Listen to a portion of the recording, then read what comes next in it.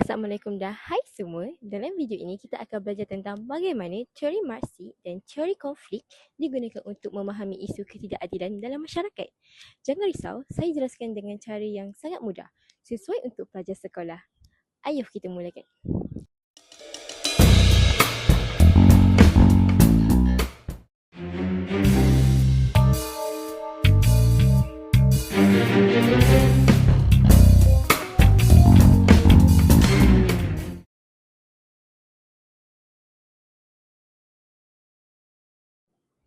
Banyak kajian menggunakan teori ini untuk mengkaji isu perkawaman dalam sistem undang-undang. Satu idea penting ialah resist threat, iaitu ancaman perkawaman. Kajian menunjukkan bila jumlah bilangan ataupun kumpulan majoriti meningkat, kumpulan majoriti mula akan rasa terancam.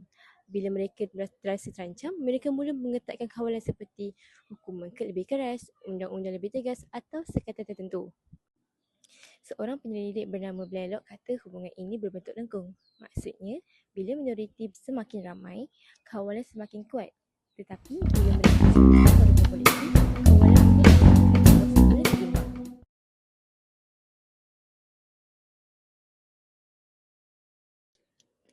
Kajian juga tunjukkan bahawa perkara ini berlaku di sekolah.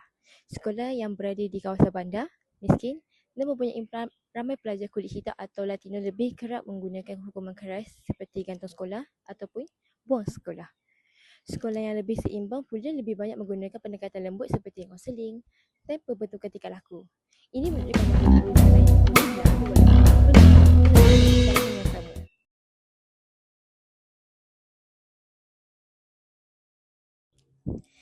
Kesan daripada hukuman dan kawalan yang ketat ini ialah pelajar minoriti mula rasa sistem ini tidak adil. Mereka mula membandingkan layanan yang mereka terima dengan pelajar yang lain.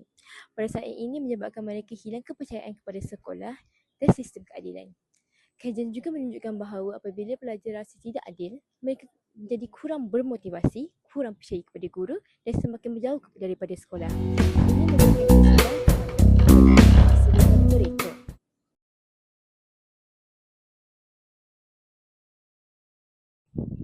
Seorang sejarawan terkenal, W.E.B. Du Bois, menjelaskan bagaimana selepas zaman hamba di Amerika, undang-undang baru dicipta untuk mengawal bekas hamba kulit hitam. Walaupun hamba sudah dibebaskan, sistem hukuman baru diwujudkan untuk memastikan mereka terus berada di bawah kawalan orang kulit putih. Malah, buruh yang mereka sewakan kepada syarikat dan keadaan ini sangat kejam.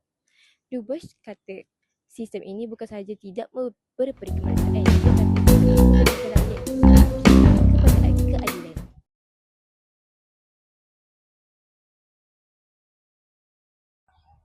Kesimpulannya, teori Marxi dan konflik ini membantu kita untuk memahami bagaimana perbezaan kuasa boleh menyebabkan ketidakadilan dalam masyarakat, sekolah dan sistem undang-undang. Dengan memahami teori ini, kita boleh berusaha membina persekitaran yang lebih adil dan seimbang untuk semua. Terima kasih kerana menonton.